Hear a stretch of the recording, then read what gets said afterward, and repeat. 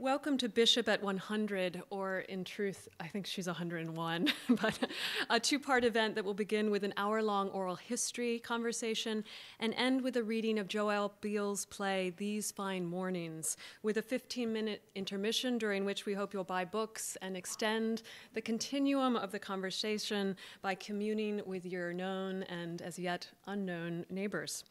The Oral History Initiative was founded as a way of gathering stories about and idiosyncratic and multidimensional memories of pivotal New England poets of the 20th century, not the over 2,000 illustrations and complete concordance, but what Bishop calls the, quote, untidy activity of living.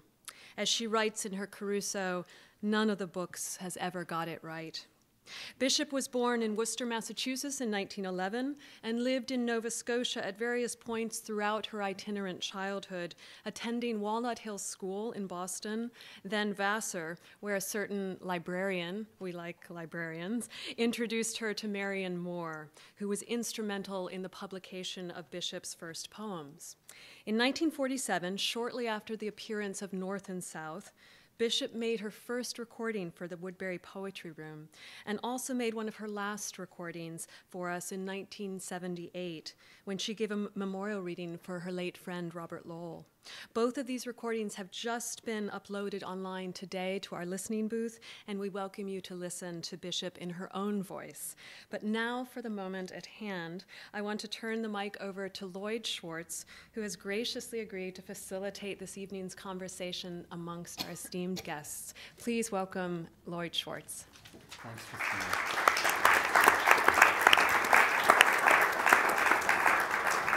Thank you.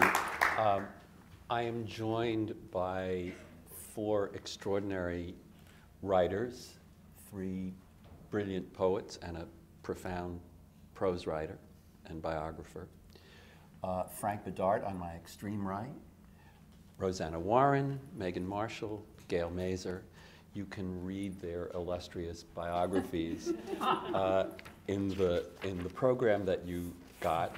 And Christina doesn't know this, but I am offering a prize to anyone who can identify the other illustrious poet in the photograph on the cover of this.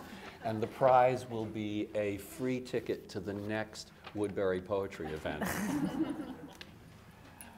I thought we might begin our conversation which is really about our memories of Elizabeth Bishop and her various capacities once she moved to Boston, but even before, with maybe some firsts. And I was wondering whether you might be. What's your favorite image of Bishop, or what's an image of her that when you think about her, what comes to mind? What do you picture when you first think of her? No, I won't begin because Okay. I know her in a different family Right. way. Well, maybe I'll begin. Okay. I was a student of Elizabeth Bishop, but I first met her when she came as a guest to Robert Lowell's workshop class, which I was also very lucky to take in the spring of 1975. So I was 20 years old, and Frank came often to these classes too, but there was a kind of parade of exciting guests, and Lady Caroline came, and then another real poet, Elizabeth Bishop, came, and appeared in this room, which maybe we should fix this mic before I go much farther. But I'll go on. The class was held in, I think, the 9th floor of Holyoke Center, so this rather corporate environment for the poets. And Miss Bishop arrived dressed in a very fine suit, which was not what I expected a poet to be wearing, or anybody to be wearing in 1975, and sat across from where I was with this row of windows, probably with Venetian blinds on them, but illuminated by these windows that looked out over Cambridge if the blinds hadn't been drawn.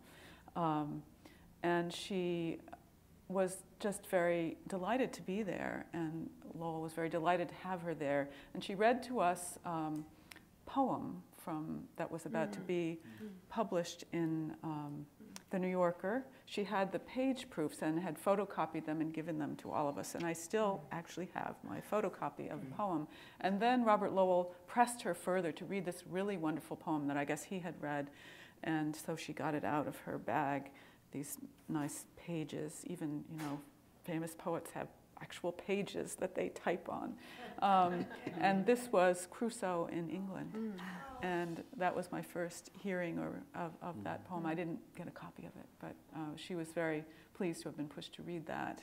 And so that was my first memory of her, very delighted to be in this company, a little bit shy, but confidently reading.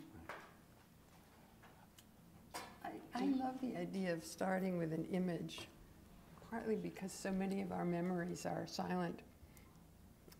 Even if you remember the matter of what was said, you actually, the memory exists visually in your head. The first time that I ever saw Elizabeth Bishop was, which I usually call the first time I ever saw Robert Lowell, was when I was in high school in 1955. And Lowell had organized a reading at Brandeis in honor of William Carlos Williams. I actually, in later years, I thought I had imagined it, but then I found it in his letters. And it was people sitting just like us at an outdoor amphitheater on a beautiful May day. It was unbelievable. It was William Carlos Williams was in Lloyd's spot. And it was Robert Lowell, Louise Bogan, Elizabeth Bishop, William Carlos Williams, and then the kids were Richard Wilbur and W.S. Merwin. Beautiful boys, you know? And that was like my mother had this Pantheon of American Poets picture, which was the original Lowell and, you know, Whittier and this, you know, really a horrible group of pictures in the little ovals, but that was my pantheon, and it was just it had so much impact on me to see it. I suppose, I've read other people have said this, that I hadn't imagined that there were living poets then. You know, I suppose in the way that I grew up and everything, that such a thing was hadn't entered my mind. But the other image that I loved was years later, I saw Lowell and Bishop walking towards, and I knew them by then, or I'd met Bishop and I knew Lowell, walking towards the old Hillis Library, which was brand new, with Stanley Kunitz in the middle of them. One of them was giving a reading. I think it was Kunitz, or Lowell was introducing him. And it was just like a picture of poetry friendship that, you know, if you read their letters, that was so central to their lives. And you could feel it right there. There was something comfortable about them together. They looked happy to be together. Those are my visual memories. I think I remember that suit that she was wearing to your class, and she was a very elegant, formal person. But I find when I think of her, when I visualize her, the first image that comes to my mind came from visiting her at the place that she went to the last few summers of her life on North Haven, and she wrote her wonderful late poem, her elegy to Robert Lowell, called North Haven, about that little island, big island off the coast of Maine. And my image of her is sitting on the lawn outside of the house, cross-legged, in jeans and a flannel shirt, and picking lingonberries, which were just growing wild on the lawn, which she was going to make into jam or sauce for whatever marvelous thing. She was a great cook, and whatever marvelous thing she was going, simple but marvelous thing she was going to prepare for dinner. And I find that's the image of her that I most see when I, then it changes to other things. Frank, when did you first meet? Well, I was thinking meet her? of the fact that the first time I saw her was she visited Lowell's office hours. Lowell had this amazing institution where on Tuesday mornings he had a seminar room at Quincy House, and anyone from the city, from Harvard, from any other university could just come and bring poems and talk about them. And this went on for over 2 hours. That's the first time I ever saw Bishop. She was going to give a reading, I think, the next day at Harvard, maybe even that afternoon at Harvard. And suddenly she was there. And one thing that was so striking in relation to her, if you knew her life, is that she wore a mink stole. And she looked like, a matron from Scarsdale. I mean, she did not look at all the way I imagined she would look. And as I got to know her later, I mean, I think she liked that disparity. She liked very much appearing completely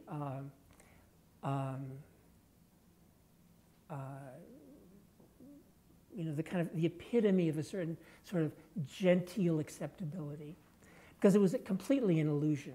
I mean, as Meryl has talked about the disparity between her as a private person. She led this extremely bohemian life.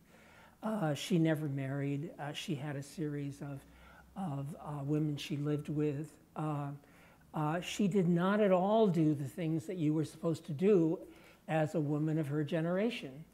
And yet, she liked to give she fended off a certain kind of initial criticism, at least, by being so proper. And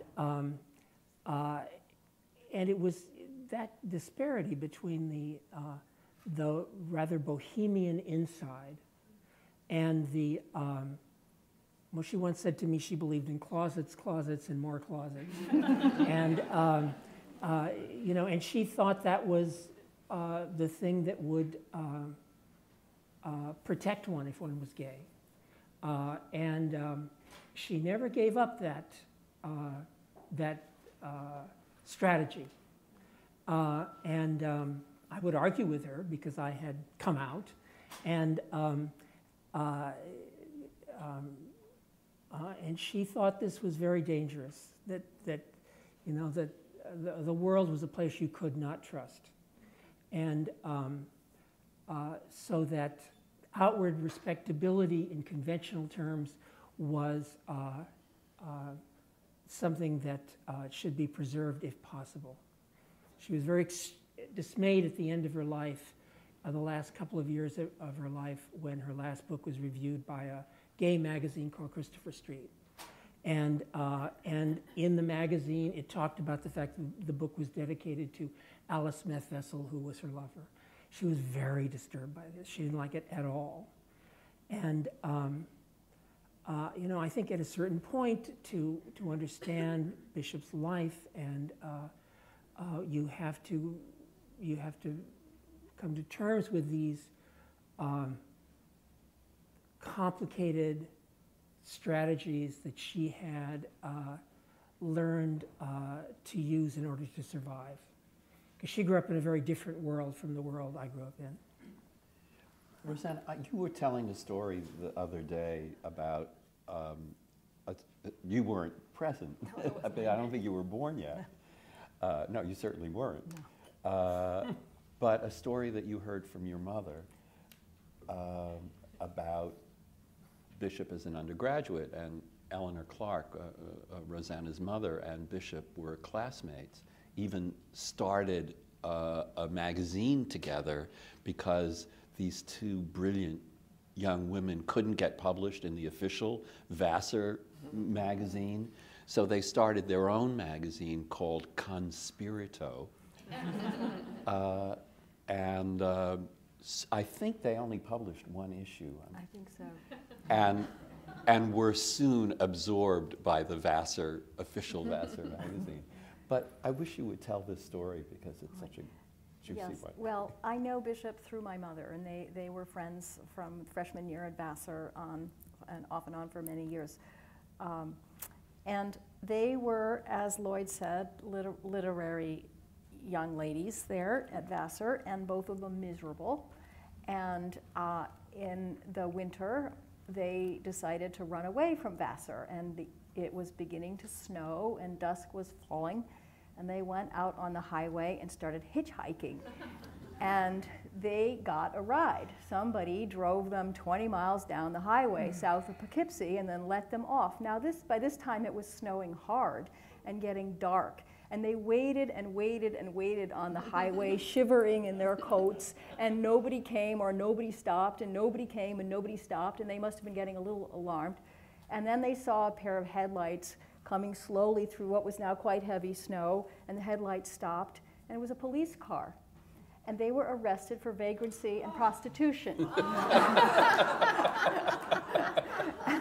And that is not the end of the story. They were taken to a rural New York State police station where no doubt the very bored cops who didn't have anyone else to arrest or harass that night had a lot of fun, I imagine, booking these two young ladies for soliciting on a public highway and other missed crimes. And they were desperately trying to prove that they weren't prostitutes, that they were college girls, and the policemen were saying, yeah, right. And this went on for a very long and troubling time for them. They weren't allowed even to make a phone call.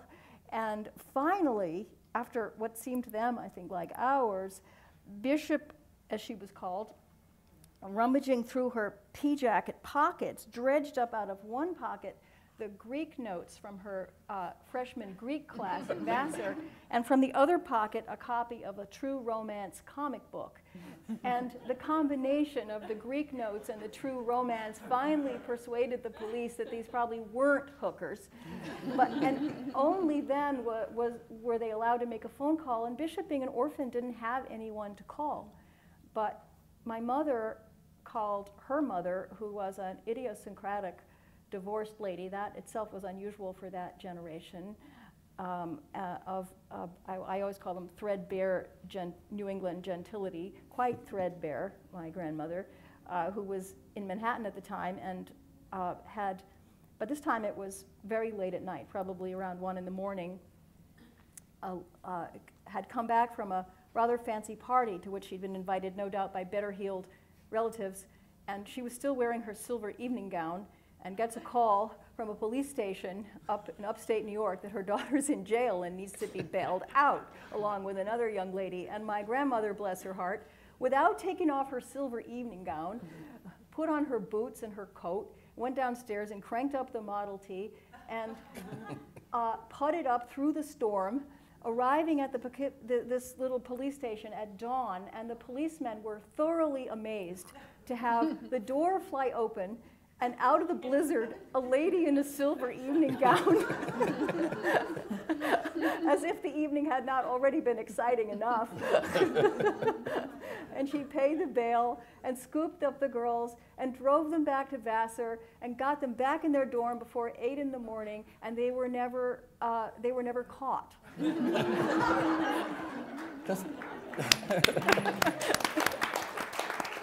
Doesn't that sound like a scene from Bringing Up Exactly, Baby? that's what I was thinking. Katharine Hepburn showing up at the police station in her evening gown. Fantastic. Anyway, my knowledge of Bishop is all mediated through that literary friendship between her and my mother, and their common loathing for Mary McCarthy. who's also a classmate. You can say it now.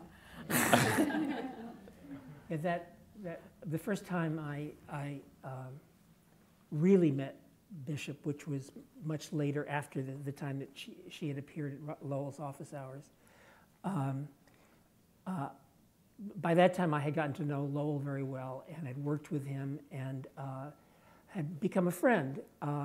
So when he decided to stay in England in 1970 and told the Harvard English department they should hire Bishop to replace him, and she had been in Brazil, and so she came from Brazil to teach. She did not know almost anybody in Cambridge, maybe a couple of people. And he wrote to me that I should introduce myself to her. And so I had the best possible introduction to her because it was through his good offices. This was not very long, a few years. I'm not actually sure when the group came out, but Mary McCarthy had published a book which had become very famous called The Group, about the group of women at Vassar that Rosanna's mother was one of. And one of them was a lesbian, Leakey. And people took Leakey to be a portrait of Bishop. And Bishop was extremely aware of the fact that that's how people thought that's what the book was about, and that it was about her, and she was very angry. And that first time I met her, she talked about being furious at McCarthy, saying, "I made that woman $1 million." And she was feeling not rich. Both she and, I mean, I never had that conversation with her, but I was certainly present to hear her deny that that character was based on her at all. And I know, and I've read Mary McCarthy deny that it was based on Elizabeth Bishop. The one detail... Well, I was just going to say, the one detail about that character that convinces me that, I mean, it's obviously a composite of some sort. I mean, the character even has a woman partner who is a Latin American aristocrat. But the one detail that really resonated for me was that the character of Leakey is described as having an uncanny knack for giving the right presents. And Bishop really had that capacity. And I know, maybe her most, I don't know, the present I love hearing about the most is something that she gave Frank, that I think was a birthday present. Yeah, she gave me one. I mean, the punctuation, especially in my early books, was very heavy. And she would kid me about it and argue with me about it. And on the beach at North Haven, she found all these stones. And she made up this thing that looked like this, that was whitewashed white, but very startlingly pure white. And on it, she glued these stones that she had found that looked like marks of punctuation. So there was a stone that looked like a question mark, and there was a stone that could be a comma and then a dash, which I used a lot. And she called it at the bottom Paleolithic punctuation. And it's really a beautiful object. But just to go back for a second to Mary McCarthy, she did feel, I mean, privately that that Leakey at some level was her, and she, I mean, one sign of this was the fact that, she lived in Brazil with Lara de Macedo Soares for 15 years, and at one point, when Bishop and Lara were visiting America, she brought Lara to some occasion where the group got together.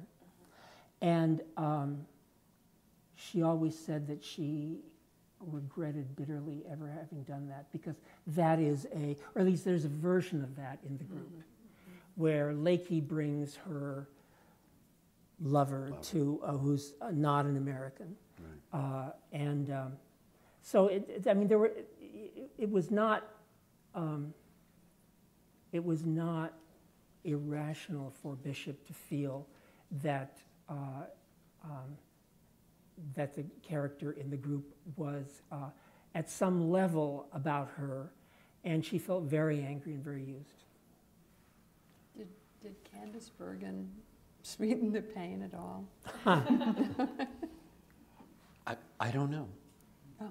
I don't know. Candice Bergen played Lakey. Played Lakey. Played Lakey in the movie version Yeah.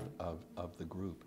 I think the movie that would have most tickled her if she had been alive to see it is this, fairly recent soap opera called In Her Shoes with Cameron Diaz and Shirley MacLaine.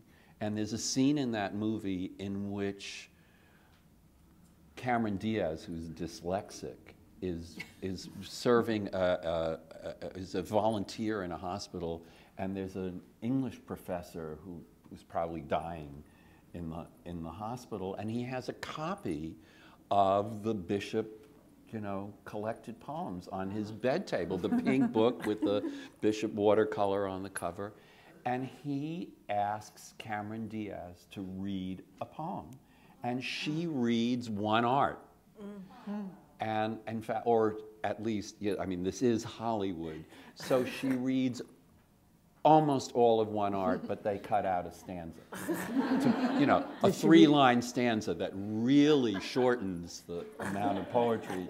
Did she read it nicely? She reads it, well, her character can't read aloud well, but she does.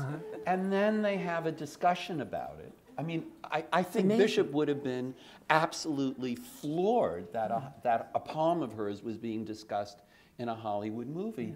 And the English professor asks Cameron Diaz what she thinks the poem is about, and she says, oh, I think it's about friendship, which it isn't. And the English professor says, oh, you're absolutely right. But it's a kind of amazing to have that, to have a Bishop. I mean, that's sort of where she is in the national consciousness now. Was she much of a moviegoer? Yeah, she loved movies. She did. She loved movies. She loved music. She loved music. She loved Ella Fitzgerald. In fact, we went to hear Ella Fitzgerald at the Boston Pops, I think a couple of times. Well, at one point, Fitzgerald had been in the hospital with Glaucoma. I'm not sure. I think it was her detached retina. And she had not sung in public for like 6 months. And there was a lot of worry that, in fact, she was going to lose her sight. She did. Ultimately, she did, but in the short run, she didn't. She had very thick glasses after that. But anyway, then she gave a concert at Symphony Hall to really to thank. It was a benefit for the hospital, and we went. And I remember, I mean, at the time, I thought Fitzgerald sounded great, and I was a little bit amazed that I did not hear any vocal problems because she was not young, and she had not recorded or sung in public for a while. And Bishop had better ears than I did. She said, well, she wasn't quite as good as she had been. And I have subsequently heard lots of recordings made around that time. And Fitzgerald, after about 66, 67, had real vocal problems. And she was right. It was inconceivable, in fact, that day Fitzgerald had sung the way she had sung, say, even 5 years earlier. But I couldn't hear it, and Bishop could. other musical event that I think probably sticks out most, or in our minds, Right. because it was another concert that we went to with Elizabeth Bishop, was the only concert Maria Callas ever gave in Boston. And I had a friend who worked for the box office at Symphony Hall, and we had great seats, Right. and we went together. And it's the only time Callas sang on this last tour. She was singing with DeStefano. It was the only time she sang alone. Alone. And she was so much Better better than that way. DeStefano. It was, and Bishop adored it and thought it was great. Bishop as part of the community. I want to ask Megan about Bishop as a teacher, Yes, yeah. but also Bishop as part of this community of poets. And Gail was the founder of the Blacksmith House Poetry Series, and Bishop actually came to readings. Yes, she came to readings.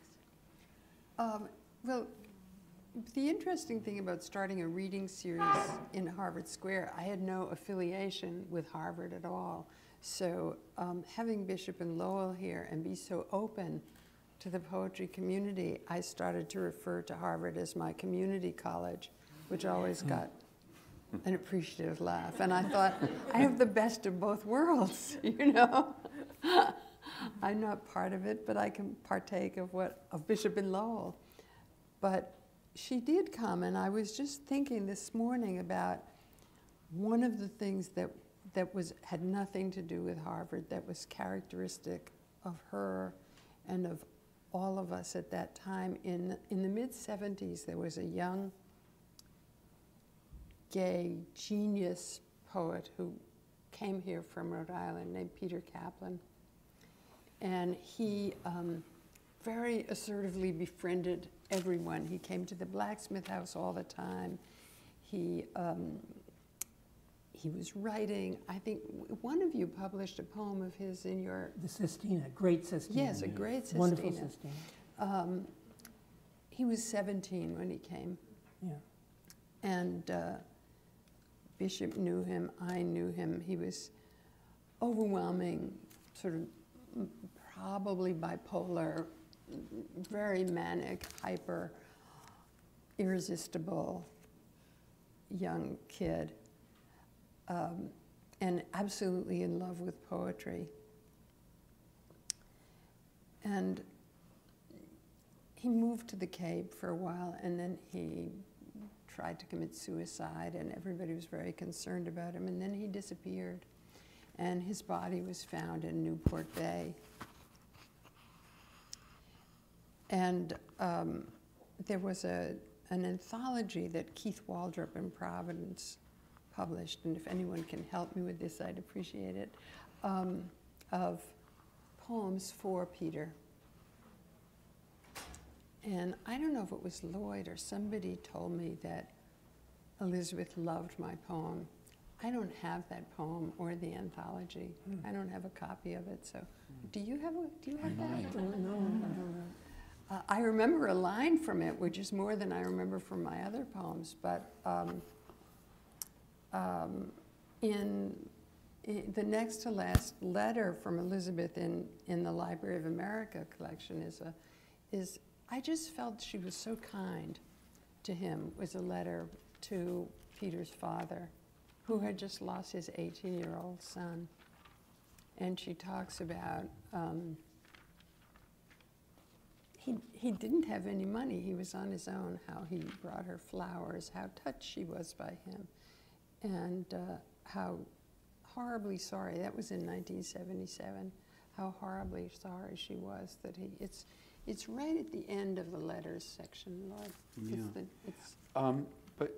But I think that's the book that she herself wrote a little forward to. I think you're right. Is it in there? Is it in here? I don't know. I just don't don't think know. Well, so. I'm looking. I'm not Since sure. I lost the book, I'm not sure. Does anyone have a copy on them? maybe the Waldrops still have a copy. They must. Maybe that poem was really good. Or in the poetry room? Well, I'm sure I have a copy of it. Yeah. But I thought that her introduction might have been in there, but I Yeah. think it's not. But reading that letter again recently just reminded me of what it was like to be here in this town, you know, with multi-generational poetry relationships and the sort of sense, you know, we were thrilled by it, and of course in retrospect we also took it for granted, you know, because it was suddenly it was the way things were, the way the 60s and 70s were the way things were, you know, the world was open. And I was thinking about something when Frank was talking before about Elizabeth really masquerading as a matron from Scarsdale. What was it, Ashbery, who talked of her as doing a very good No, imitation? Merrill. It was Merrill. Merrill, yeah. What was it? I can't remember. I can't quote I it, think it but- was something like A lifelong, oh, no, go ahead. well, you probably have it, a good imitation of a, A lifelong imitation of an ordinary woman. Yeah. Of a what? Of Impersonation a lifelong ordinary. impersonation of a. of an ordinary woman. Yeah. Yeah. Well, I was going to say, that back to the suits, that I was looking up her recollection of Marianne Moore, and at the beginning she's talking about her first meeting with Marianne Moore, and she says, I was absolutely terrified. So I put on my new spring suit and went down to New York to meet her. And I think aside from, you know, kind of wanting to establish a certain apparent conventionality, there was also a way that putting on the new spring suit gave her courage to go out to do things that she was frightened about. And I know, or at least I believe, she was not very happy to be teaching, and perhaps was shy or did it out of, it was a way to earn money. And She loved her students. yes. She but- didn't love teaching. Right, and so to be in the class, which was an extraordinary honor that I've come to appreciate more and more with every passing year, was to be with someone who was not really very comfortable being there. But it was still a wonderful thing to witness that. It was as if we were all kind of helping her through this semester that we knew she had to do. And she began, interestingly, by saying that she did not believe that the writing of poetry could be taught. And I've said this to friends who teach in the MFA programs that we now all teach in, which were not so many of them at the time, if any, hardly. And they say, oh, you know, how could somebody say that? How, you know, how rude to the students, you know.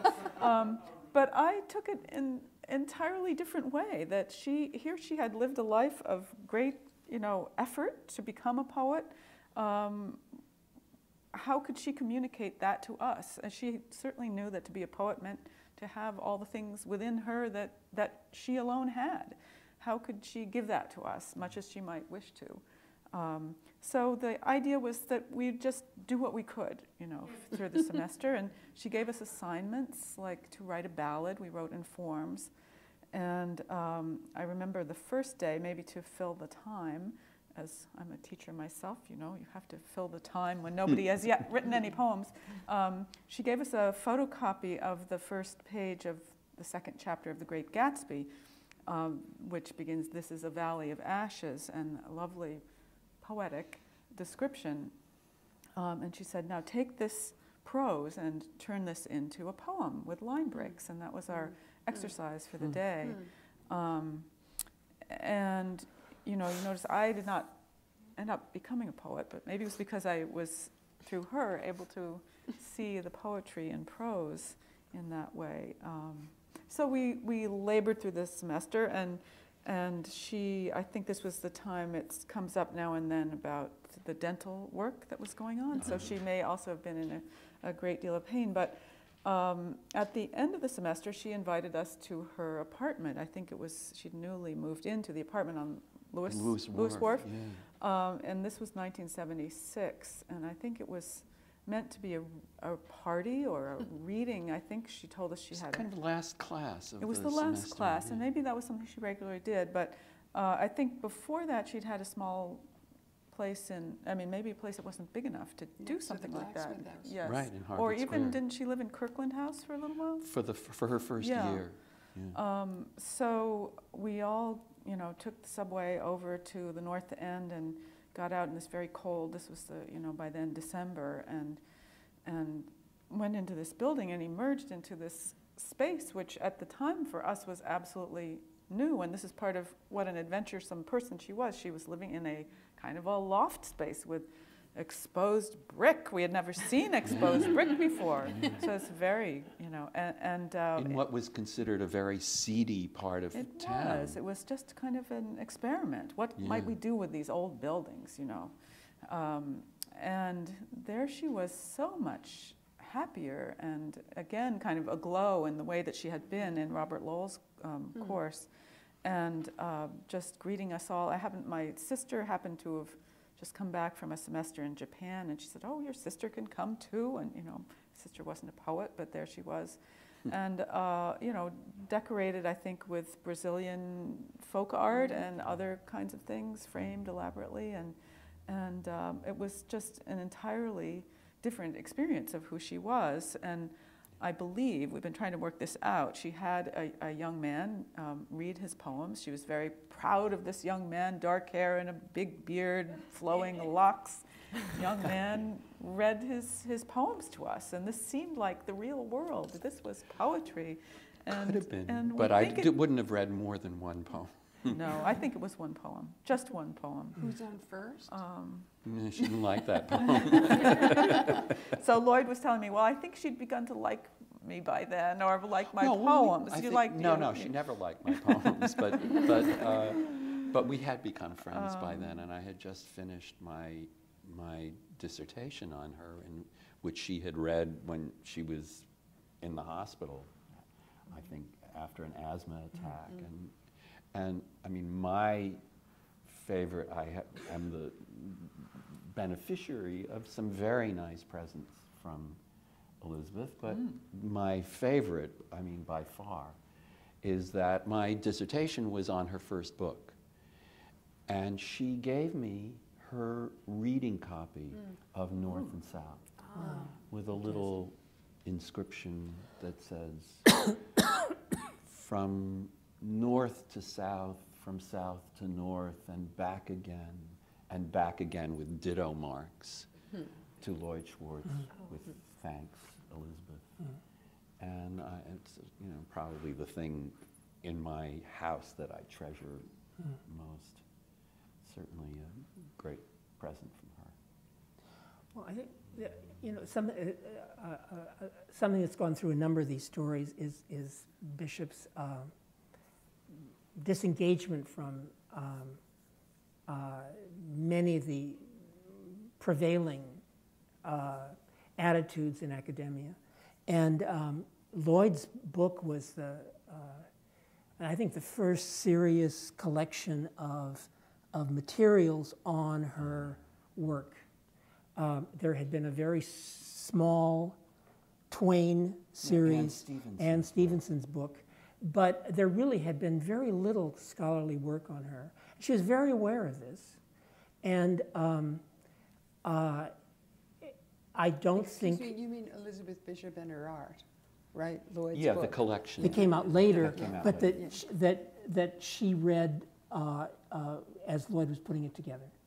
Yeah, and she was very grateful for this, because she knew the great value of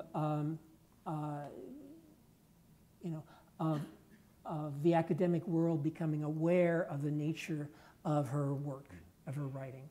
But she was also very aware that there was not in anything like an adequate appreciation of what she had done.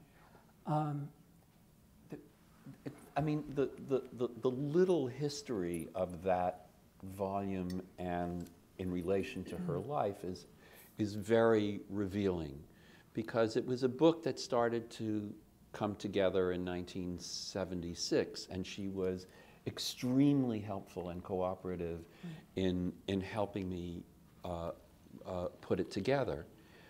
And she was also aware that no publisher was interested in publishing it. That there was a series at Cornell of, you know, volumes of essays about contemporary poets, and Cornell turned down this volume for a very bad reason, which I'd be happy to tell anyone in private, but not here. But after she died, maybe a year after she died, I got a note, a postcard from Donald Hall, who said, "I'm starting a new series at the University of Michigan Press called Under Discussion. I hear you have a volume about Elizabeth Bishop circulating. I would like to publish it as the first volume in my series," without having seen it. So by 1981, 82, her reputation had so soared that someone was actually desperate to publish a volume, even if it, you know, even if it wasn't any good, he was willing to publish it. And there was such a huge change in the perception of the general literary perception of Bishop. You know, I think people like to think of Bishop as sort of rather calmly, placidly above such things, above caring. And it was not true. She was a human being. And she was aware of how issues like reputation affect one's life. And she wanted readers like everybody else. And when she came back from Brazil, she came back into a world in which Lowell's reputation was enormous. And I think enormous for good reasons, but the fact is it was very large, and hers was not even remotely comparable. I mean, she had lived in Brazil for a very long time. She had won prizes, but that did not really give her a passionate readership.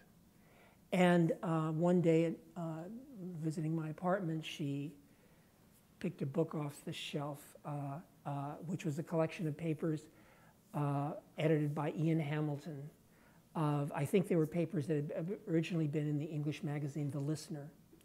And there was an essay on Berryman and on Jarrell and on Sylvia Plath. And she looked through it, and there was no essay on her. And she put it back on the shelf, and she said, "It's like being buried alive." And it was, you know, these things can be very cruel. And it was very wrong, but it was the world she lived in, and could not, you know, she could not herself alone change. Critical climates, you know, I've often said academia is as ruled by fashion as Vogue magazine. And, you know, within a couple of years of her life, the fashion changed, thank God, in her favor. But it was not in her favor during her lifetime, until the very end, until the last couple of years. I mean, yeah, just again, in terms of one's memories of her, and one of the most striking memories I have is the more I read her and the more I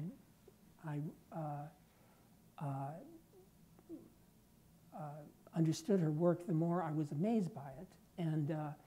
And I had grown up on the contemporary criticism, which very much emphasized Bishop as a great describer, as a you know, as a rather minor poet who was a very brilliant kind of follower of Marianne Moore.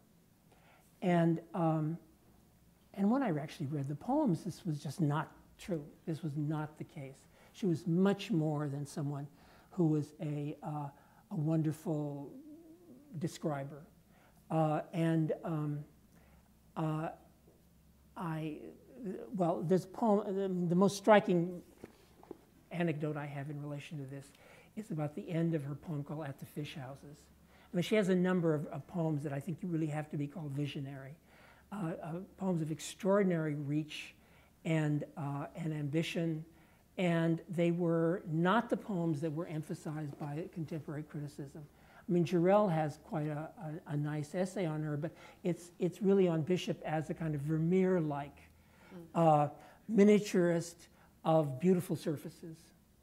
And it's not satisfying. It's not Jarrell at his best at all. Anyway, let me read you the very end of her poem At the Fish Houses, which I think is, one of the great passages in 20th century poetry. And then talk about when I discussed it with her. She's describing the sea and visiting these fish houses that were slowly becoming more and more phased out in Nova Scotia, and then there's this extraordinary passage about the sea, which this is not characteristic of the majority of the poem. She says, "I have seen it over and over. The same sea, the same slightly indifferently swinging above the stones, icily free above the stones, and then the world. If you should dip your hand in, your wrist would ache immediately, your bones would begin to ache, and your hand would burn as if the water were a transmutation of fire that feeds on stones and burns with a dark gray flame.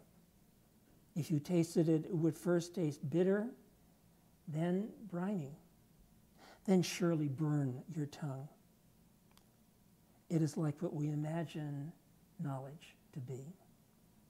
Dark, salt, clear, moving, utterly free, drawn from the cold, hard mouth of the world, derived from the rocky breasts forever, flowing and drawn, and since our knowledge is historical, flowing and flown." And I said to her, this seemed to me an astonishing passage, and she talked about how excited she'd been when she'd written it. First thing she did was show it to her analyst, Annie Bauman, and she said when she wrote it, and she raised her arms like this, she said, "I felt 10 feet tall." And she said, "In some ways I hardly knew what I was saying, but I knew that the words were right." And I think that attitude toward her work is very characteristic of Bishop. That is, at a certain level, she had an absolute certainty about what was right. She could be very modest in many ways and rather differential, and yet she had this real toughness as an artist and a conviction that when she believed something was right, that's the way it had to be, and she wasn't going to follow anybody's advice. And, you know, it's very, in a way, it's heartening to realize, you know, that she knew how extraordinary that was. Though, as I said at the time, I do not believe there was any criticism that acknowledged in print how completely remarkable that is. When I was reading her memoir of Marianne Moore, she writes about how when she first read Moore's poetry, she was at Vassar, and I don't believe Moore's reputation was that high at the time. Not enormous. But Elizabeth, she said, I read it, and she said, I didn't know that poetry could be like that. Yeah. And that was the feeling that I had in the classroom, Robert Lowell's class, and she's reading Crusoe in England. And the atmosphere for poetry was so different from that. There was the confessional, and there was, I don't know, But this kind of persona poem that was so much more than that, nobody was doing that. Yes. And I didn't really know, I can't say I knew how to appreciate it, except it was stunning. And clearly Lowell appreciated it. Yeah, Yeah. no, he did. I think Lowell always said she was his favorite poet. But he could not carry along his own audience to get to see that. I think there's a really wonderful story about her conviction about her own work that goes back even earlier than that, because this was it's a kind of famous story about her really great earlier poem than At the Fish Houses called Roosters. Very ambitious, very daring, because it's written in rhyming tercet, so 3 lines with the three rhyming lines. And at that point, very early in her career, she showed everything to Marion Moore. And Marion Moore and Marion Moore's mother would read Bishop's poems and this is, I say, this is a kind of well-known story in Bishop's biography. And Marion Moore was very disturbed by the rhymes. She didn't even like the title. She thought the title Roosters was vulgar. And she wanted Bishop to change the title to something that she thought was more classical, called The Cock. The cock crows. It's partly about St. Peter, and that Bishop was worldly enough to know that this was not possible. But it was the first time that she refused to, essentially, to listen to Marion Moore. And she published that poem the way she wrote it. And it caused a real breach in her friendship with Marion Moore that lasted a number of years. I mean, they kind of made it up, but they were never as close again. And Marion Moore, as the mentor, regarded this as a kind of betrayal of her, of her advice. And I'm sure Elizabeth Bishop knew that she was doing something that was risking really offending the one person who had, the one person in high places who had really supported her. But damn it, she was not going to change a word, let alone the title.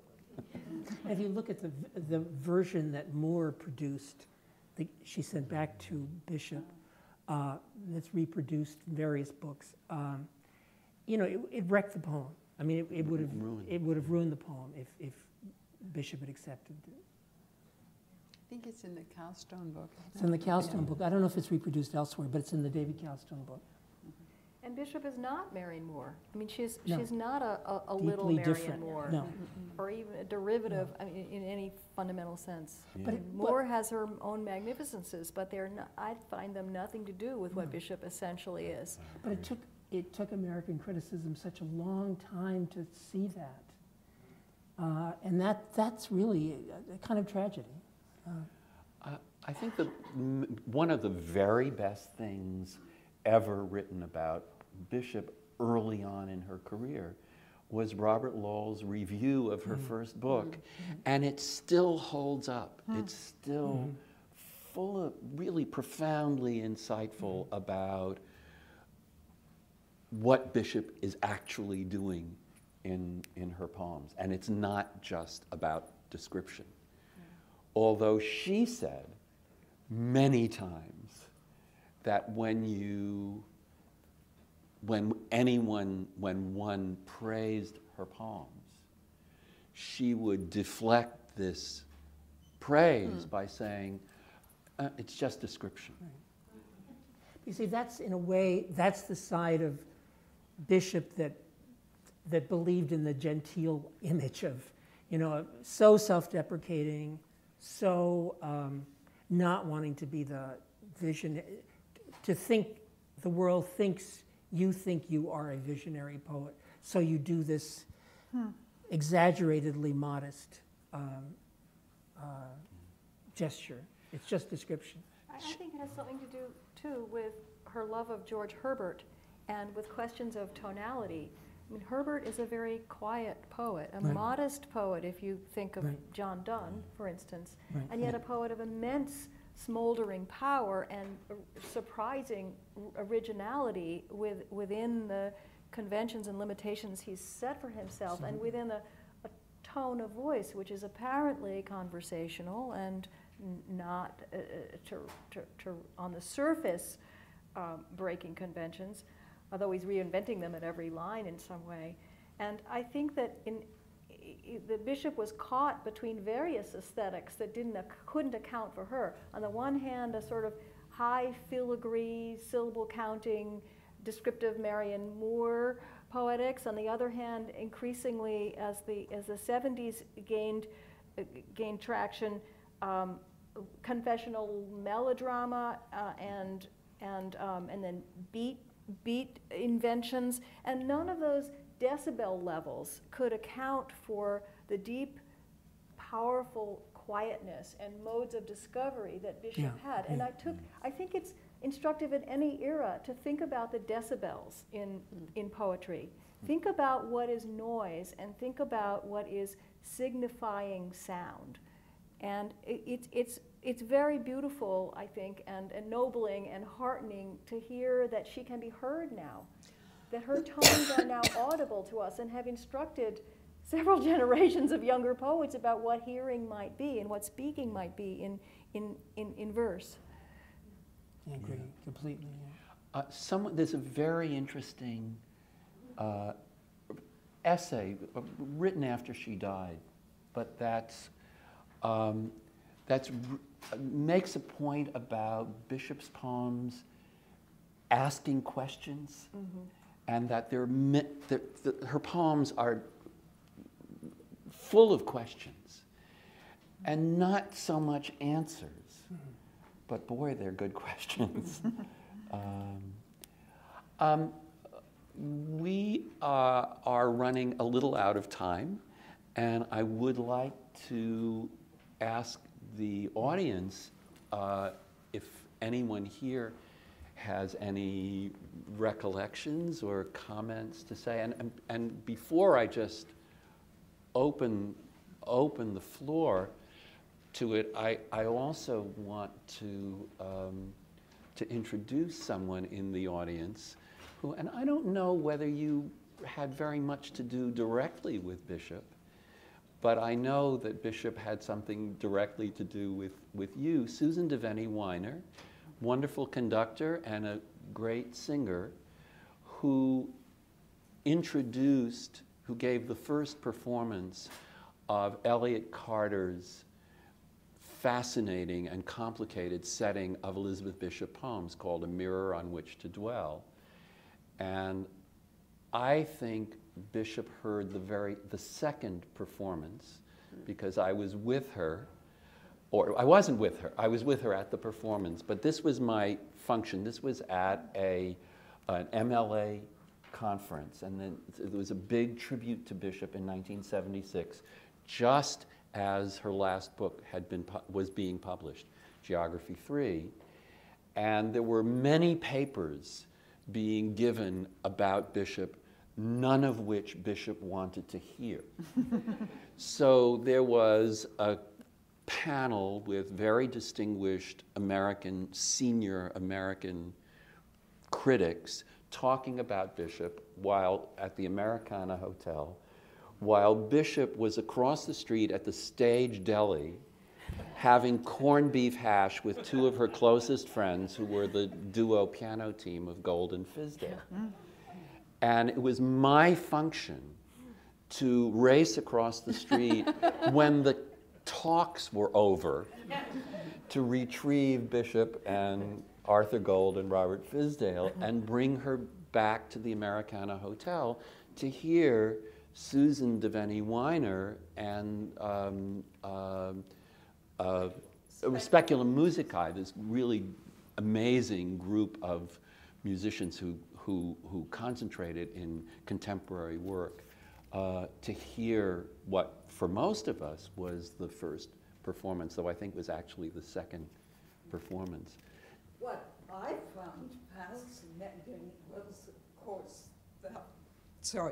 was that Elliott Carter's way of setting her each day with so much ceremony all over the place was so extravagant and passionately across tessituras, and a voice that was very exuberant. And she was sitting in my line of vision as I was performing, and I saw her go like this, bend back in herself. And she was very shy afterwards with us and with me. But then when I heard her read her own poetry and heard that she read not in the Dylan Thomas kind of extravagant, but in a very measured way so that the metaphorical imagery could live without any performance intruding between you and the images. I always would love to have known what she really thought, because my sense was that it was a complete anathema to her. She said that she just didn't understand it, that she didn't think Carter had really gotten what the poems were doing. On the other hand, she admired Carter a lot. And there had been earlier settings of her poems, a couple of settings by Ned Rorem, which were much more conventional and which she hated.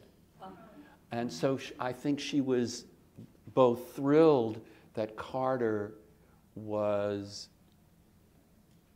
had chosen her poems to write about. And these were his first settings of poetry in many, many years. So it was a great musical event, but she just didn't hear what he was hearing in her poems. I think she might have changed her mind if the recording had come out and if she were listening to it more and heard more of what was happening, but she was baffled. But she didn't say to me that she hated it. No. She just No, was. no. No. No, she definitely did not attack it. She just felt she didn't quite understand it. She didn't get it. Neither did the rest of us. Kathleen, do you? We have a microphone. Oh, and I think, is this working? Is it working? I don't think it's on. What? It's on. Oh, well, first of all, I feel like we've been part of an enchanted circle this afternoon, and I could listen to you forever, all of you. I just want to say a couple of things in support of what's been said, but to go back just a little earlier, because, no, first I want to go ahead. And Lloyd, I think you were the first PhD thesis, and within 2 years or 3 years, there were suddenly 200 people writing their PhD thesis. not the first, but very early. Well, you and Tom, perhaps. Yeah. But anyway, I was in and out of Elizabeth Bishop's apartment about 2 or 3 times a week while she was in Cambridge. And I really was very struck by what you said, Frank, about her privacy, which I would call more, I would term protective coloration. And I think Lowell also had it, and maybe any poet has it, but particularly in New England at that time, there was a lot of pressure for protective coloration. And though I was with Bishop a lot, and she told me incredibly intimate details of her personal life. She never once mentioned that she was gay, not once to me. It was always this sad thing, and of course, I never thought to, I mean, I held her in such awe that I would just say, oh, I'm so sorry your friend died, or, oh, that's so sad. I never realized that she was telling me the intimate things that she was. It came up around women's liberation, though, because, and I want to go back and say that Lowell and Bishop loved to gossip, and we, poor mortals, were often the source of the gods' amusement and gossip. So we all heard about each other. I certainly heard about all of you, and I'm sure you heard about me. And so, and I was surprised when I opened Travis Sandler's book and saw a letter that Bishop had written to Lowell about me. I mean, I've gotten plenty of nice letters from her, but this is a real incident. No More Masks was coming out with Florence Howe and the Feminist Press. And they wrote different poets and asked them to send in a poem and give their birth date, and it was the Feminist Press. Well, I had very little recognition, and my gosh, somebody actually wanted to publish me, great. But Miss Bishop was furious, and she actually dictated and reworked a letter with me, where she basically stated that she had no intention of being seen as a, quote, feminist or a woman poet, and she was totally insulted to be asked. I think she might have put it a little more delicately, and she made me go and post that letter. And afterwards, she complained to Lowell, oh, Kathleen, that feminist, you know. She did not want to be associated with any ism, I think. She wanted to be seen as a poet, and she deserved to be. Thanks. There was an evening where Bishop had invited Adrienne Rich to dinner. I think we were both at that dinner party, and people were worried that Adrienne Rich was going to put some pressure on Elizabeth about why she didn't publish in women's anthologies. And Bishop, this was a decision Bishop had made very early on in her career. And she felt that she was being very consistent to her point of view. She didn't believe in this gender separation in poetry. And she was just not going to publish in a women's anthology. And the issue didn't come up until the very end of the dinner. And we were leaving, and Adrienne Rich was putting on her coat. She was absolutely charming all evening, and she was putting on her coat and turned to Bishop and said, you know, Elizabeth, I can't leave without raising this issue. And it was not an interesting issue to Bishop. She had made her decision decades before. And Adrienne Rich said to her, you know, Elizabeth, if you allowed your poems to be published in women's anthologies, you'd have a much bigger audience. And Bishop said, well, Adrienne, I will just have to be satisfied with the audience I have. And that was the end of the discussion. But you know, I think it's important to realize, you know, Bishop was a feminist and thought of herself as a feminist. I mean, not in a contemporary political sense, but in the sense that all her life she had emphasized the importance of the independence of women, women having their own work,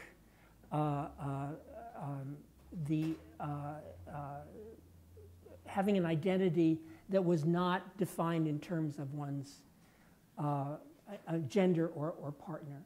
And she felt that when she was young, when she was beginning to publish, women-only anthologies were ghettos, you know, were sentimental poetry.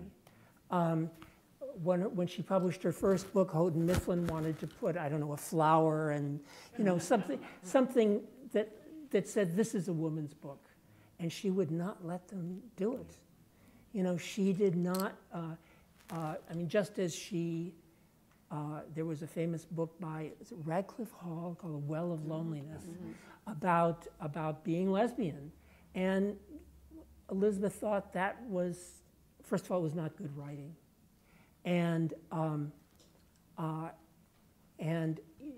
she